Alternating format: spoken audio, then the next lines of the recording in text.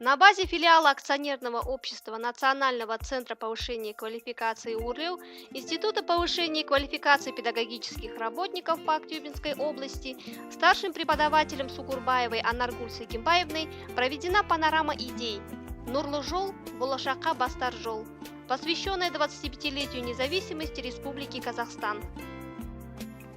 С приветственным словом выступила исполняющая обязанности директора института, кандидат филологических наук Абишева Нургуль Молдабаевна, которая отметила, что 2016 год – год, олицетворяющий особый период в жизни каждого казахстанца, и мы все являемся свидетелями торжественного празднования 25-летия со дня провозглашения независимости Республики Казахстан.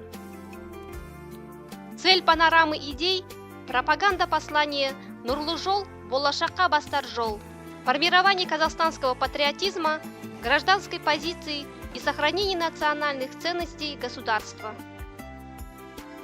В ходе мероприятия учителя-филологи активно говорили о том, что за годы независимости Казахстан достиг впечатляющих успехов в самых разных сферах, и все эти инициативы президента Назарбаева Нурсултана Абишевича сегодня очень актуальны.